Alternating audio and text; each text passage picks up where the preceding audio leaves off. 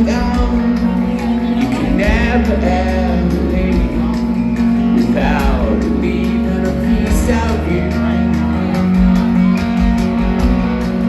And once if I ever change, we will never be the same. The more you change, the less you feel. Time is never time at all. You can never ever leave without leaving a piece of youth. And lives are forever changed. We will never be the same. The more you change, the less you feel. As we are bidding farewell to 2024, we can look back at who we were a year ago and realize we are no longer that person. We are always changing, sometimes for the good, sometimes for the bad. The person we were yesterday or last year is not the same person we are today. Each moment changes you. While the past may still exist, we can only experience it through memory and historical records, making it seem like a separate entity from the present. And now we welcome 2025, the new year, full of things that have never been. We have all the time in the world because time is now. And time is a tool that can organize our lives and set goals. I have one goal for 2025, and it isn't card related at all.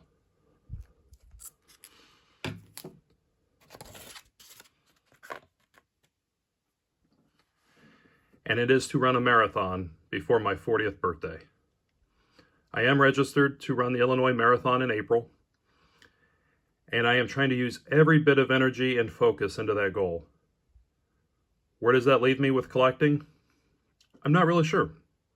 Either I just save money and not buy anything for 4 months, as I put everything I have in trying to run 26.2 miles, or I use my collecting hobby as more of a crutch and spend more time looking at and making bids on cards to give myself some sort of a distraction from the enduring pain that I will have.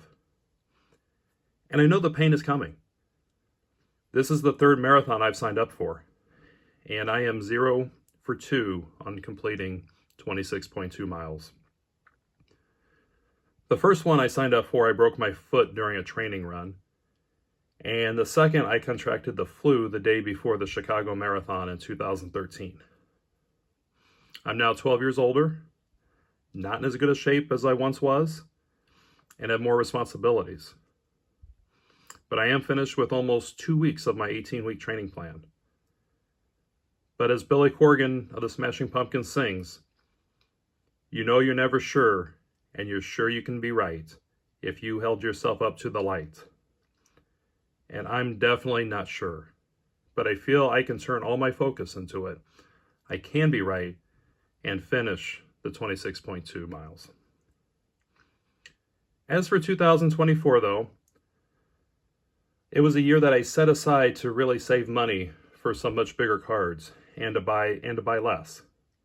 And I did exactly that, and was able to add cards from the 5 major sports, although all the soccer cards I added were raw.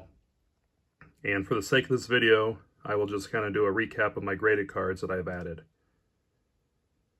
But I did buy a lot more raw cards than graded this year.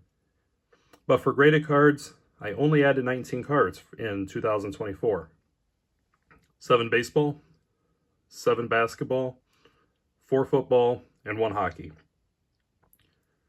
Which, doing this video and looking back on what I bought for an entire year, I didn't realize I added so much baseball. I thought I added more basketball.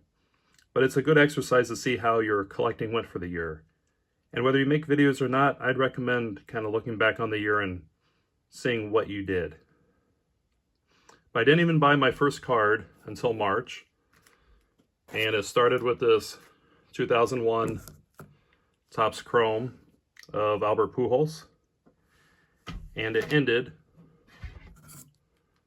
with the 1962 Topps Johnny Unitas.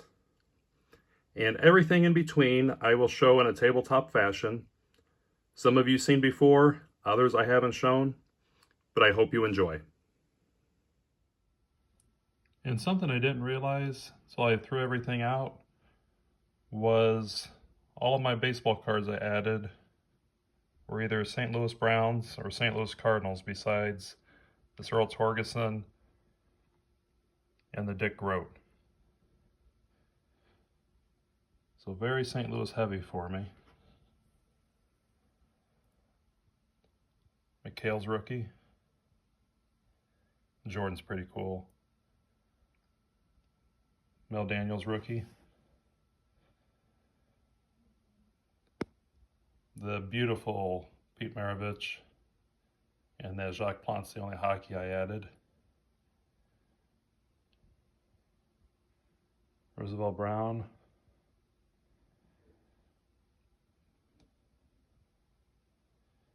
As Albert Einstein said, learn from yesterday, live for today, hope for tomorrow.